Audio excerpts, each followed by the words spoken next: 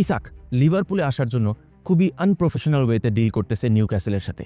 সে clearly বলে দিছে যে আমি প্রি সিজন ট্যুরে যাব না। ঠিক আছে, ভালো কথা। এখন সে ক্লিয়ারলি বলে দিছে যে আমি ট্রেনিং গ্রাউন্ডেও আসবো না, কোনো ট্রেনিং করবো না টিমদের সাথে।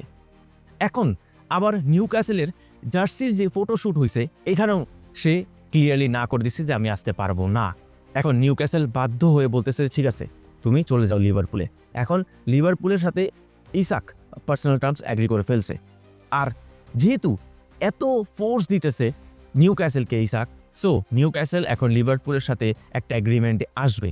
মোটামুটি 120 মিলিয়ন প্লাস অ্যাডভান্সের এই ডিলটা ফাইনালাইজ হইতে পারে খুব শীঘ্রই আর কি। আর লিভারপুল তো হাত ধুয়ে বসেই আছে যে কবে তারা ইসাককে নিয়ে আসবে।